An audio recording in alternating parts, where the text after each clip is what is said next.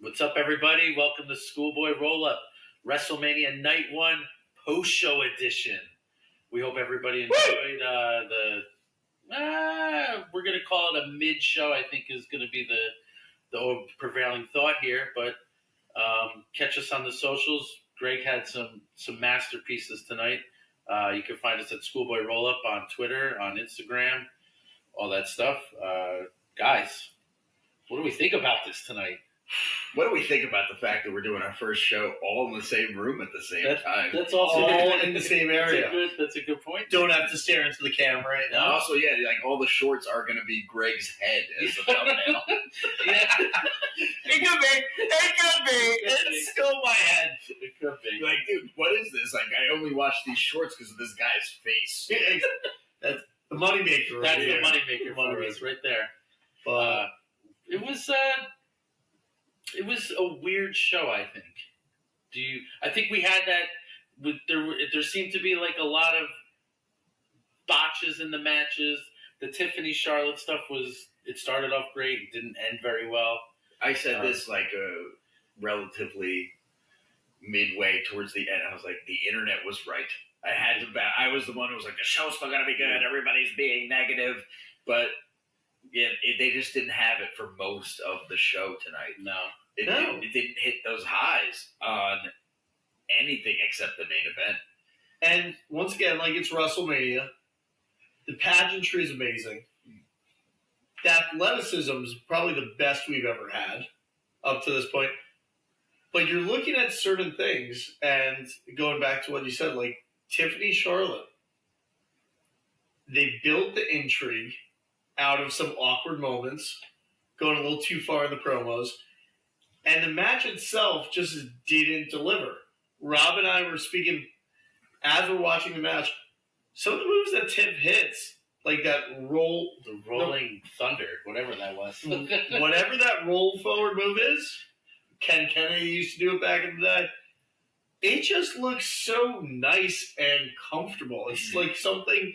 It's like rocking a baby to sleep. Yeah, we're going to go forward. I'm going to plant you down comfortably. Yeah. I don't know what happened on the turnbuckle as far That as spot Charlotte. was so overthought and under-executed. Very much so. Don't know what was going on there. But no, overall, I think it's okay. Yeah. But WrestleMania is not meant to be okay. With the way that they started the show, which was to put Jay and Gunther first, and then to have Jay go Gunther, okay? To have Jay go over and win the title, that was supposed to set the tone to be something of a magical WrestleMania night. Yes. And what we ended up with was just like, I feel like mostly kind of slop. The New Day, the tag team title match was great. Well, let's stay with Jay and Gunther for a sec. And Jey Uso, we've been talking about the storyline and the fact that it's cool that he won the Rumble. The story got dragged out too much. I didn't think it's his time to win right now.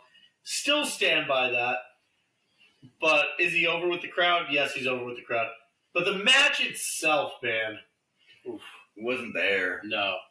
And the ending, the finish really... I mean, we were still making jokes. We were still making jokes. We were joking around. Yeah. Because we didn't even think it was there yet. And I think there is the good question now. What is Jey Uso's actual finisher? Well, it's clearly 3 frog splashes into a sleeper hold that the guy immediately taps out to. Yes, the most vicious. which is so un-Gunther-like. Yes. Why is Gunther instantly tapping out?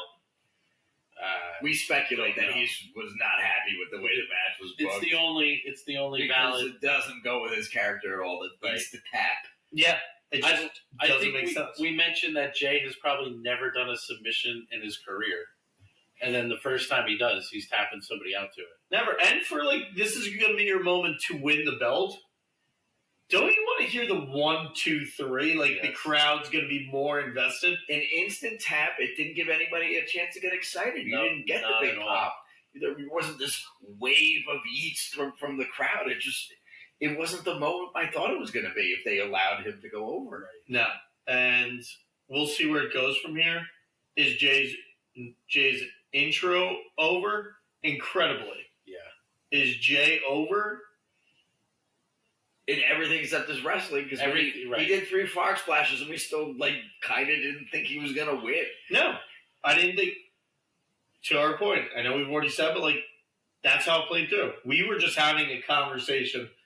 This match had still about another 5 minutes to go, which also tells you where it was at that point too. This match was 15 minutes in probably, and we're just we're making jokes and conversating like it's nothing. Yes. So the match had nothing to it. I don't care how many frog splashes he did. It was still going nowhere. He did a Frankensteiner and a powerbomb. Yes. So that was for the haters. Which you called. I said he's going to do some extra moves because, he's been calling it out lately in his interviews that people say he only does 3 moves. So And the powerbomb looked great. The splashes, the multiple splashes to try to weaken Gunther makes sense. He needs a definitive finishing move at this point. And it can't be the splash because he has one of the weakest splashes in the game. Everybody kicks out of it. It's a 10% finisher.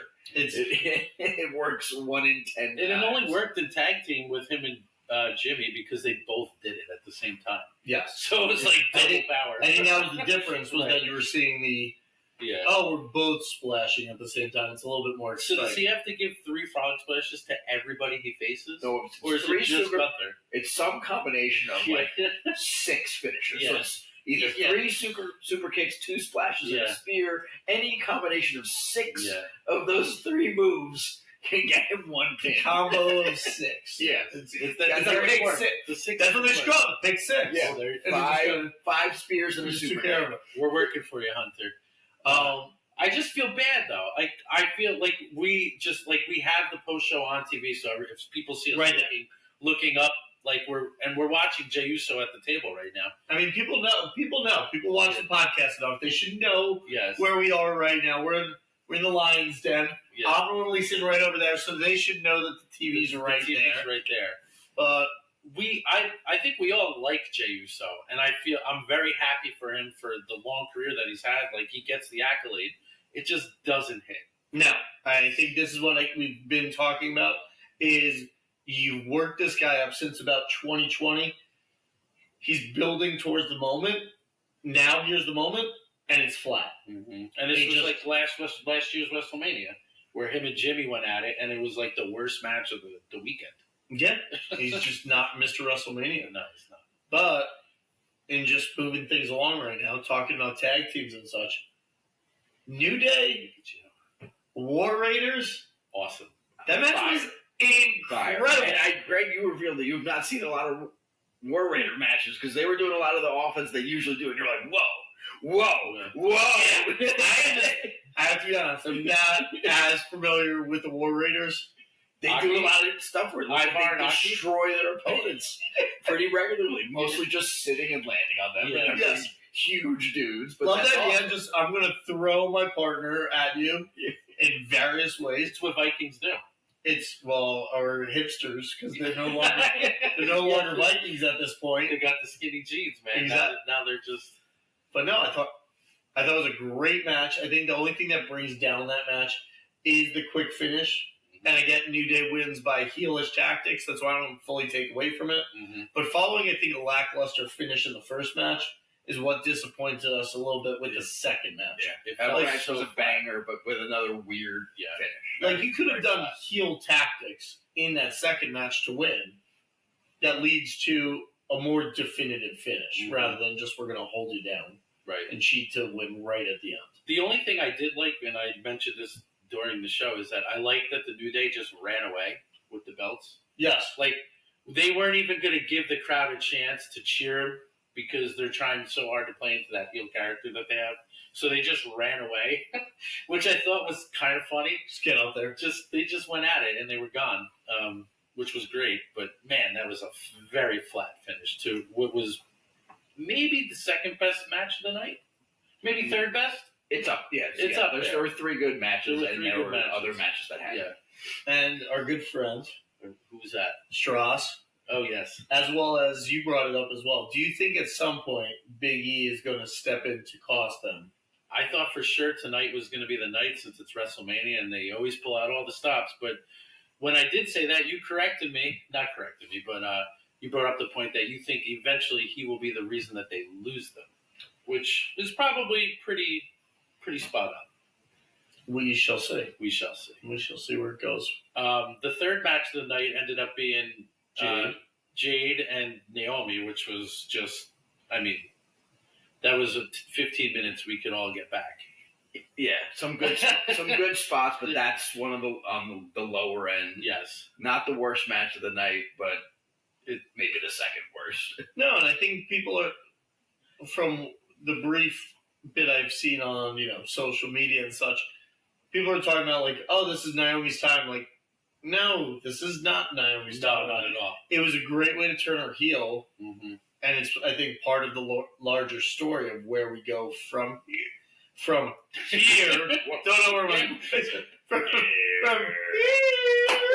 here, but wherever we go from here, it has to start with Jade Cargill winning this match mm-hmm. and getting her retribution. Mm-hmm. So, which mission accomplished?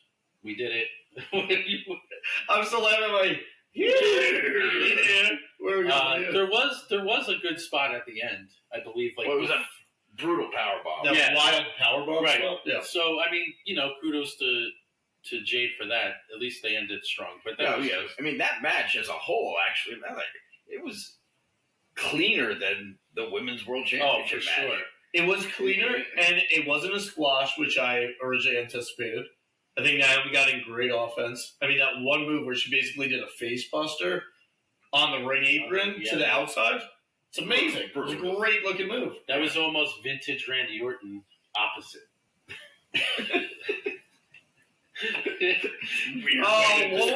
What was that spot? Oh, this is going to bother me. Wait, she got long hair now. She switched it up. Jade's got longer hair now. She put in extensions.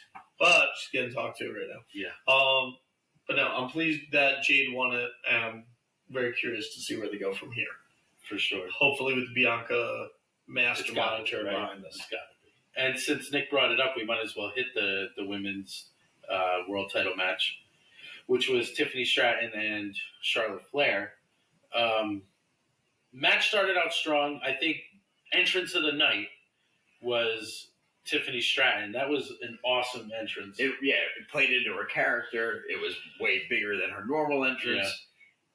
And it was the most elaborate, I'd say. For sure. It wasn't the biggest and the loudest, but it was the most different than her normal entrance. For sure. And I loved it. It was amazing. Totally fit her character. Totally fit. Match started out strong, but I feel like that went off the rails big time. Like, they were talking to each other a lot. There was there was some pauses. Tiffany there was around.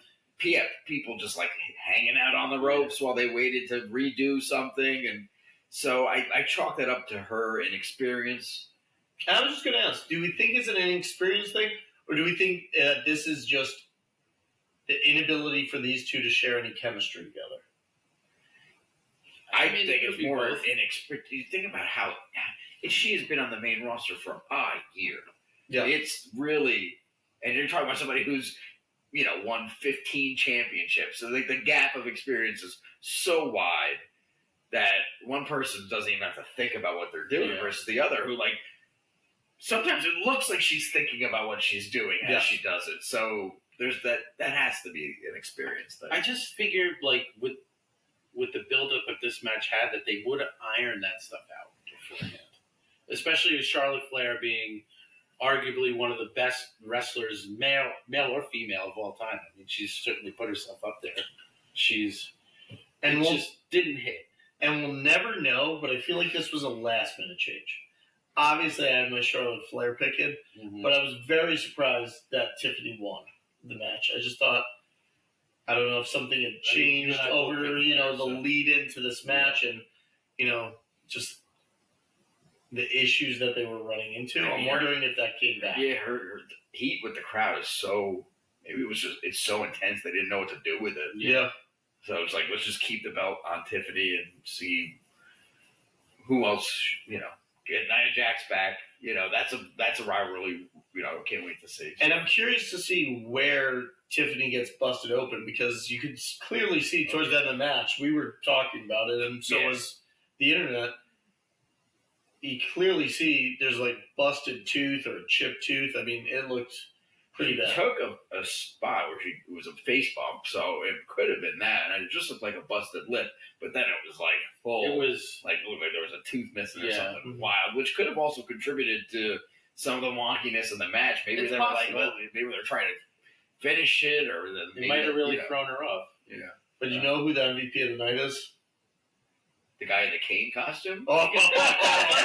I hope everybody out there saw this guy. He was in the main event about They're one of the 54 false finishes, but about 3/4 of the way through. There's a guy just wearing the Kane leotard, whatever you want to call that thing, without the mask on, and it was all shined up. Yeah. It was the dude looked insane. I think we just need a Kane shirt. But I was actually going to say, although Kane shirt might be MVP, but close runner-up then would be Chad. Oh, right. I mean, Yeah. El Grande Americano. that entrance was Awesome hysterical. Great entrance. Love where this is going. And I would have thought he was going to get his identity revealed or something with the thing in the mask. But then they're talking about right before the match, oh, by the way, we bought a Lucha Libre company. And I was not aware of this. So this whole gimmick is feeding in. He's going to fight every one of the top guys coming over from that company. El Grande Americano is going at least to Worlds Collide around June 7th. Sure. It's going to be great. I meant to ask you before, I'll just ask you now.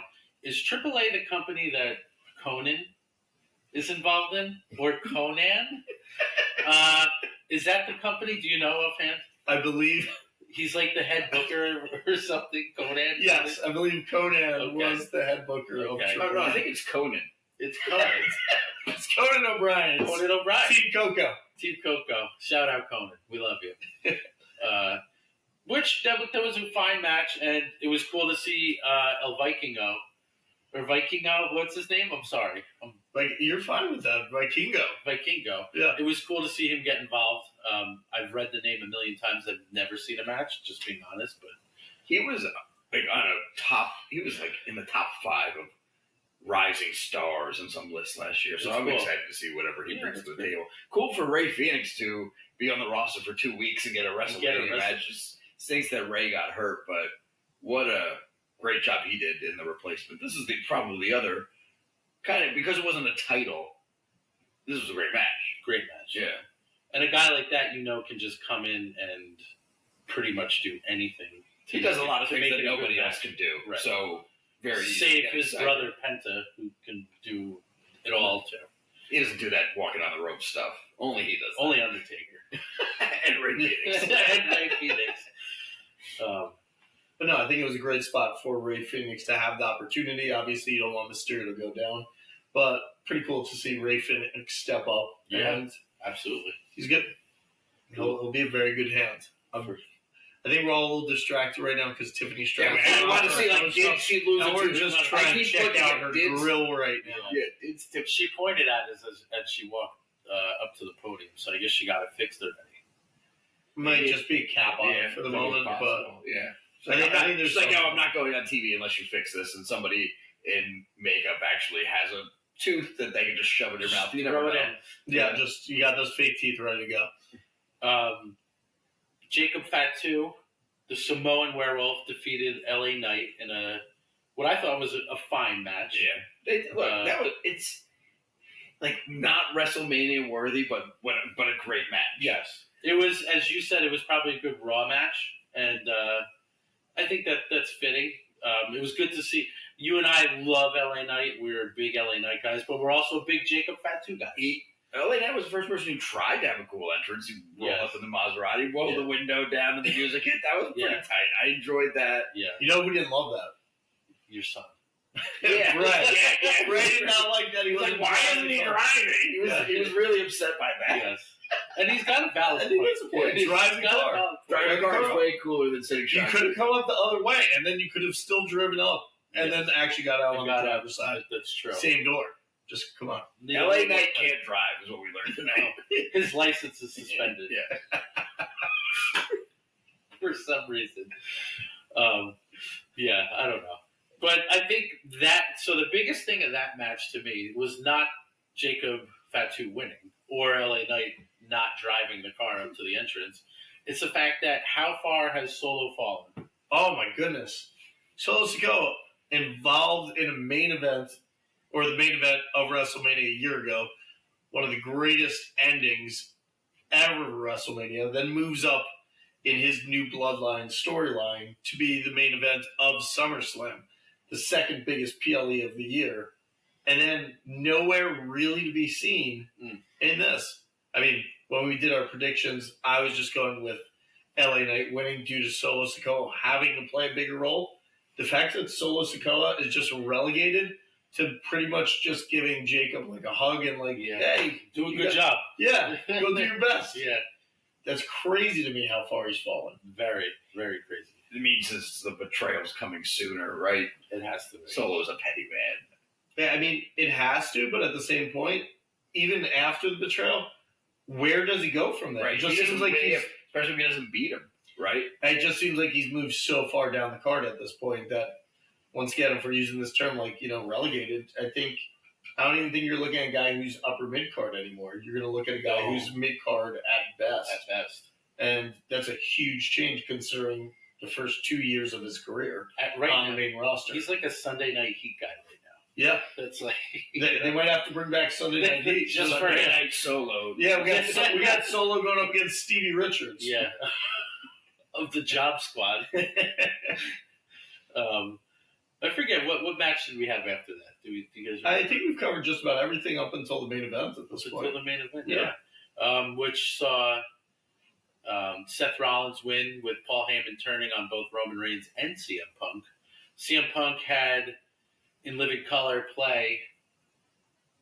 They did, and it sounded all right. Seth Rollins' entrance was the best. Seth Rollins' entrance. He did an outfit change, full diva. And he had a flamethrower. Yeah, second best entrance of the night. No? Pretty sick. but not the best entrance ever. Because they said that on commentary. Yeah, that Wade Barrett was like, oh, this is bad. What? He's sure. Guy's always yelling. He's always yelling. Always yelling. He's just saying something nice and he's yelling. Yeah. But no, that was not the cool. Yeah, they were on one saying that was the coolest entrance ever. It was the best entrance of that match between the three of them for sure. Yeah, Roman had the worst one. It was just nothing to it. Nothing to it, and well, they had the bloodline hanging from the ceiling. That was they had the screens. Yeah, if you were perceptive enough to see it. Right. It's not a lot of. I mean, it's part of the set. The set, by the way, very good. Very good set. We're loving the set. Excellent set this year. Excellent. Best ever. How can you top that? I don't know a lot about sets. I just know that one is very large. That's all I know about is sets. Yeah. Do you like that it was one giant advertisement? And they told us, like, oh, this is amazing. Like, look at this amazing set. By the way, it's an ad. Yeah. I mean, the people sitting at the top. Xfinity was getting some love, I think, on there. Yeah. No, the set itself was incredible. Main event. Too many falls. I just got to get it out of the system.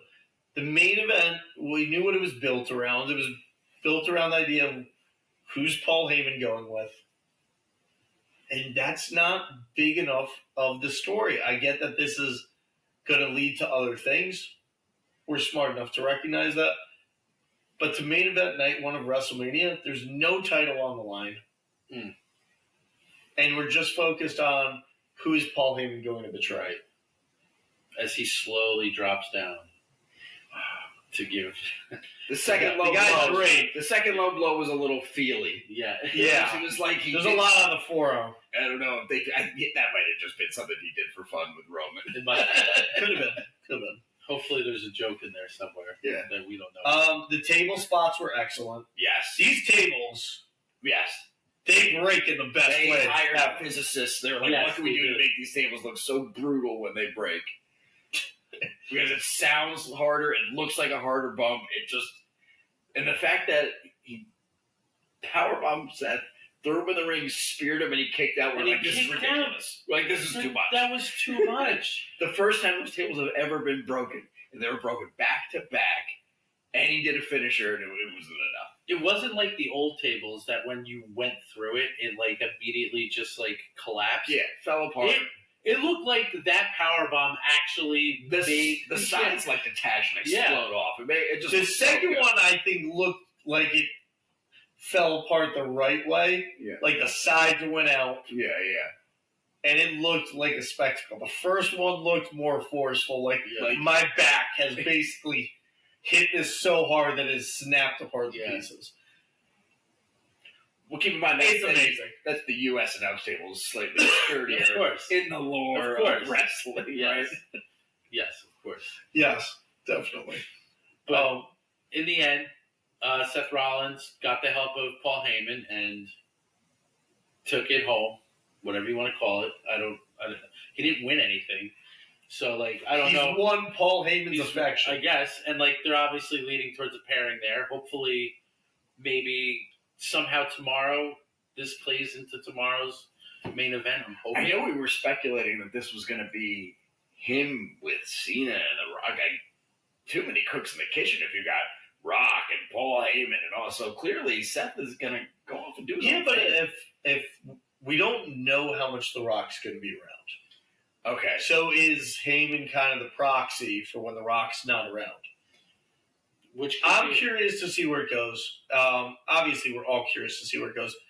I think we're looking at something, regardless if it's with Cena and The Rock or if they're just their own entity, it's going to be excellent. Mm-hmm.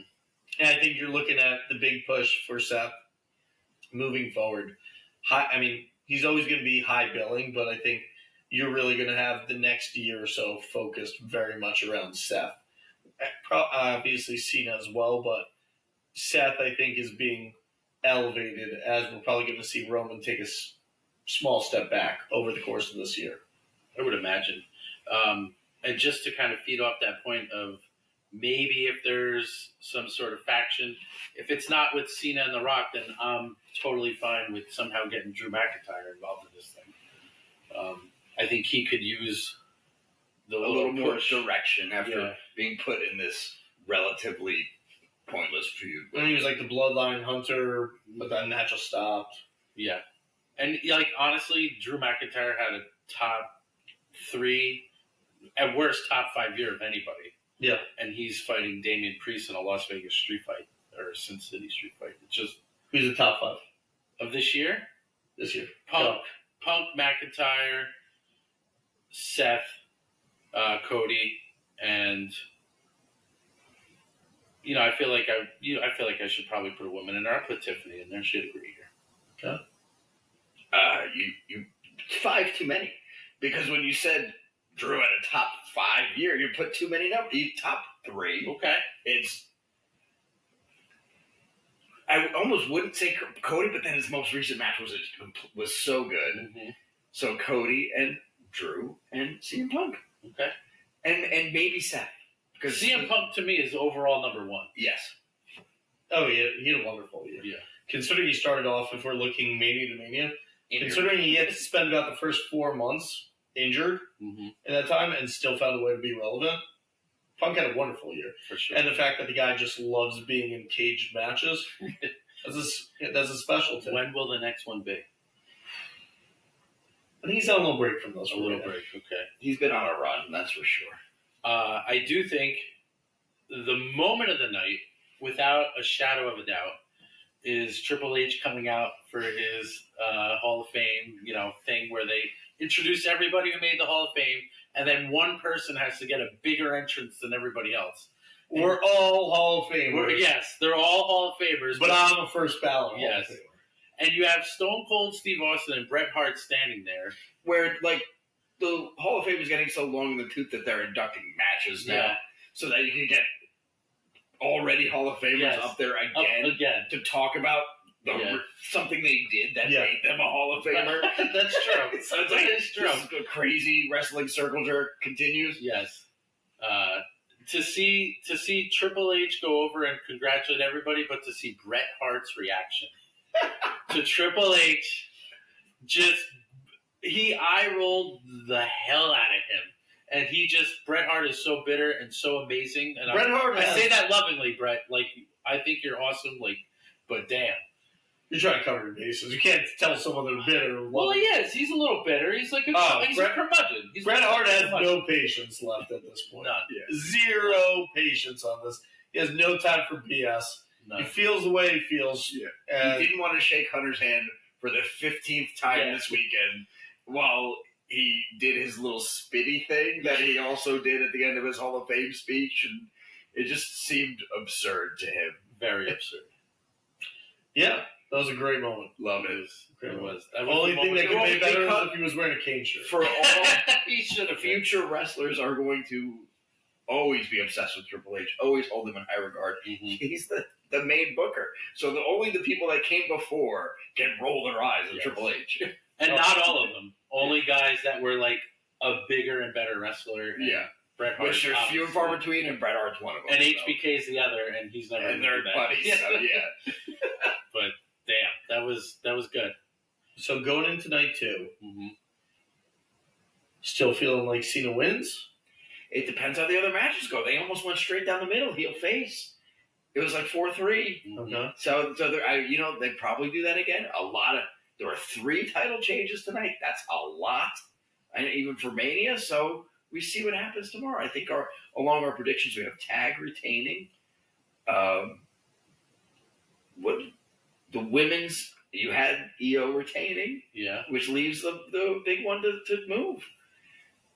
Did I take EO? No, you. No, I took EO. I took EO. Somebody had EO. Yeah, EO retaining. I think it could definitely happen because I think I would just love if we're doing that.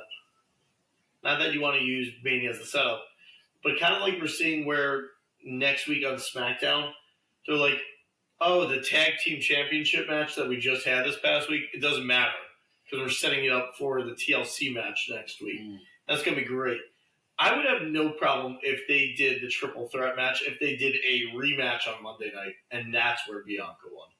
That I would be fine with that if there was some kind of, issue where we didn't have a clear finish. Right. I would be good with that. Obviously, Mania tends to be an ending point for a lot of stories, but I would be fine to push something into Monday night. So I would be good with EO retaining or for some reason if they have to run it back. But no, I'm sticking with it. I think in the main event, I don't know why I think it, but I do. Cody's retaining. That's my thought here. Okay. I'm sticking with Cena. Okay. Cody winning puts Cena more down the path that he needs to do more dramatically heelish actions to get the title, which was what I thought his original storyline would be. So it still works. Except he's already a bad guy. So you'd have to take more drastic measures. I like the idea of him winning, though. I want the instant gratification. And we thought we might get some tonight, and not in the way we wanted it. We got Jey Uso doing the strongest sleeper hold ever. Better than Sergeant Slaughter's. Yeah. And we got some wonderful low blows. Wonderful low blows. That was the highlight of the night. Make sure, if you don't, to get both balls, you have to go up and he has great the new trend for the rest of the low blows for the rest of wrestling. If you just go up, you gotta know you might not get both. Right. Oh yeah, because he didn't really do the. They always bring it through. Right, it's more of a bicep.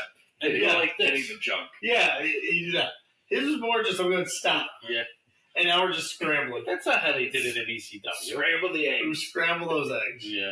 Scramble the huevos. Scramble the eggs. Yeah, those are real scrambled eggs. But anyway, that's night 1, everybody. We will be watching night 2 tomorrow. Not together because it's Easter. Together. We're doing it's all kinds Easter. of stuff. Yeah. But another show coming soon. Talk about night 2. Talk about Raw. Yes. Keeping it moving. Yeah, we'll get it out before Thursday, people. We love you. God bless. Bye.